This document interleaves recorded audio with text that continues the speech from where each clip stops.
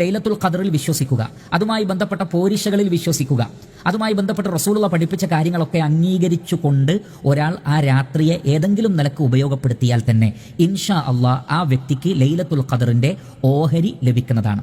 എന്നാൽ ഈ ഓഹരി ലഭിക്കുന്ന ആളുകളിൽ ഏറ്റവ്യത്യാസമുണ്ടാകും അവരുടെ അമലുകൾക്കനുസരിച്ച്. ഇൻഷാ അള്ളാഹ് അതുമായി ബന്ധപ്പെട്ട പ്രധാനപ്പെട്ട 5 മർത്തബകളാണ് പണ്ഡിതന്മാർ പറഞ്ഞിട്ടുള്ളത്. പ്രത്യേകിച്ചും രാത്രി നമസ്കാരത്തിന്, ലൈലത്തുൽ ഖദറിന്റെ രാത്രിയിലെ നമസ്കാരത്തിന് പ്രാധാന്യമുണ്ടല്ലോ.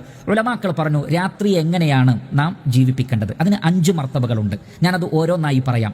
1, രാത്രി മുഴുവൻ ജീവിപ്പിക്കുക എന്ന് പറഞ്ഞാൽ ഇശാ നമസ്കാരത്തിന് ശേഷം അല്പം പോലും ഉറങ്ങാതെ സുബ്ഹി ബാങ്ക് വരെ ഇബാദത്തുകളിൽ കഴിഞ്ഞുകൂടുക, നമസ്കാരവും മറ്റ് കാര്യങ്ങളുമായി. നബി സല്ലല്ലാഹു അലൈഹി വസല്ലമ അങ്ങനെയായിരുന്നു. അഹ്യാ ലൈലഹു എന്നാണ്, രാത്രിയെ നബി സല്ലല്ലാഹു അലൈഹി വസല്ലമ ജീവിപ്പിച്ചിരുന്നു. അപ്പോൾ പ്രവാചകന് രാത്രി മുഴുവനായോ അതല്ലെങ്കിൽ രാത്രിയുടെ 90% ഭാഗങ്ങളും നബി സല്ലല്ലാഹു അലൈഹി വസല്ലമ ഉപയോഗപ്പെടുത്തി. ഇതാണ് ഏറ്റവും അഫ്ളലായ മർത്തബ. ഈ ആളുകൾക്കാണ് ഏറ്റവും അധികം ലൈലത്തുൽ ഖദറിന്റെ എല്ലാ ഫളായിലുകളും പ്രതീക്ഷിക്കാവുന്നത്. രാത്രിയെ മുഴുവൻ സജീവമാക്കുന്ന ആളുകൾക്കാണ്. ഇതാണ് 1ാമത്തെ മർത്തബ. 2ാമത്തെ മർത്തബ ഉലമാക്കൾ വിശദീകരിച്ചു. രാത്രിയുടെ ആദ്യ ഭാഗവും ജീവിപ്പിക്കുക, അവസാന ഭാഗവും ഉപയോഗപ്പെടുത്തുക.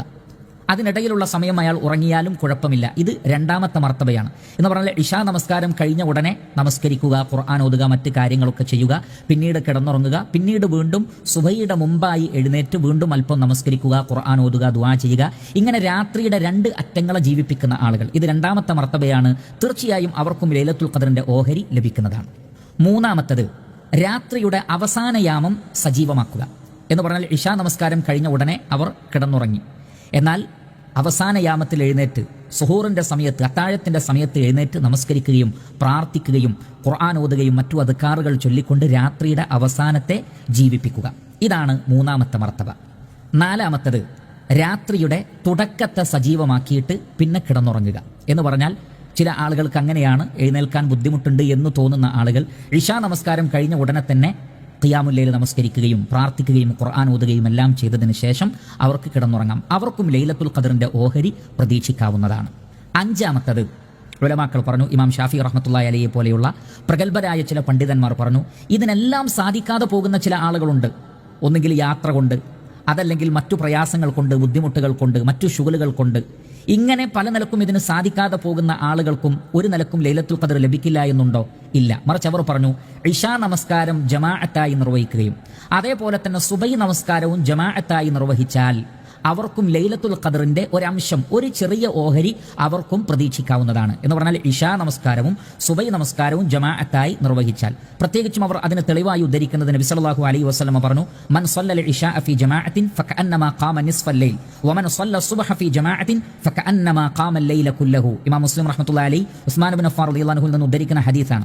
ഒരാൾ ഇശാ നമസ്കാരം ജമാഅത്തായി നിർവഹിച്ചാൽ അവൻ രാത്രി പകുതി വരെ നിന്ന് നമസ്കരിച്ചവനെ പോലെയാണ്.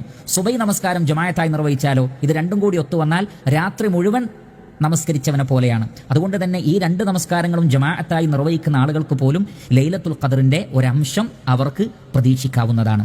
ഇനി തീരെ നമസ്കരിക്കാൻ പറ്റാത്ത ആളുകളോ, ഉദാഹരണത്തിന് സ്ത്രീകളെ പോലെ നമസ്കരിക്കാൻ പാടില്ലാത്ത സമയമാണെങ്കിൽ അവർക്കും ലൈലത്തുൽ ഖദർ പ്രതീക്ഷിച്ചുകൂടെ? തീർച്ചയായും. രോഗികളായി കിടക്കുന്നവർക്ക് പ്രതീക്ഷിച്ചുകൂടെ? അതേപോലെ തന്നെ വലിയ ജോലി തിരക്കുകൾ, ഒരിക്കലും ഒഴിയാൻ പറ്റാത്ത മേഖലകളിലൊക്കെ പണിയെടുക്കുന്ന ആളുകളുണ്ട്, അവർക്കും പ്രതീക്ഷിച്ചുകൂടെ? തീർച്ചയായും. അവരുടെ മനസ്സിൽ നേരത്തെ പറഞ്ഞ ഈമാനും ഇഹ്തിസാബും ഉണ്ടെങ്കിൽ, ഈ പറഞ്ഞ കാര്യങ്ങളിലൊക്കെ അവർക്ക് ശരിക്കും യഖീനായ വിശ്വാസമുണ്ടെങ്കിൽ അവർ നാവിൽ പ്രാർത്ഥനകൾ ഉരുവിടട്ടെ, ലൈലത്തുൽ ഖദർ ലഭിക്കാൻ വേണ്ടി റഹ്മാനായ റബ്ബിനോട് തേടട്ടെ. അതേപോലെ തന്നെ സ്ത്രീകൾക്ക് നമസ്കരിക്കാൻ പാടില്ലെങ്കിലും, അതേപോലെ തന്നെ മുസ്ഹഫ് സ്പർശിക്കാൻ പാടില്ലെങ്കിലും അവർക്ക് മെമ്മറിയിൽ നിന്ന് ഖുർആൻ ഓതാം, മൊബൈൽ ഫോണിൽ നിന്ന് ഖുർആൻ ഓതാം, മറ്റു സംവിധാനങ്ങളിലൂടെ ഖുർആൻ ഓതാം. മുസ്ഹഫ് സ്പർശിക്കരുതേ എന്നേ ഉള്ളൂ. അതേപോലെ തന്നെ അവർക്ക് ദിക്റുകൾ, തൗബ, പ്രാർത്ഥന, ഇതെല്ലാം അവർക്കാകാവുന്നതാണ്. അതുകൊണ്ട് അവർക്കും അത് പ്രതീക്ഷിക്കാവുന്നതാണ്. അപ്പോൾ ഇതാണ് ഇതിൽ പ്രധാനപ്പെട്ട ഈ ഒരു 5 മർത്തബ. അവിടെ ഞാൻ ആവർത്തിച്ച് സൂചിപ്പിക്കുന്നു, രാത്രിയെ മുഴുവൻ ജീവിപ്പിക്കലാണ്. ഈ 10 ദിവസവും രാത്രിയെ മുഴുവൻ ജീവിപ്പിക്കൽ തന്നെയാണ് ഏറ്റവും ഹൈറായിട്ടുള്ളത്. യാതൊരു സംശയവും വേണ്ടതില്ല. അതിന് സാധിക്കാതെ വരുമ്പോൾ രാത്രിയുടെ 2 അറ്റങ്ങളെ ജീവിപ്പിക്കുക. അതിനും കഴിയാതെ വരുമ്പോൾ അവസാന യാമത്തെ ഉപയോഗപ്പെടുത്താൻ ശ്രമിക്കുക. അതിനും പറ്റില്ലെങ്കിൽ ഇശായിന് ശേഷമുള്ള സമയമെങ്കിലും ഉപയോഗപ്പെടുത്തുക.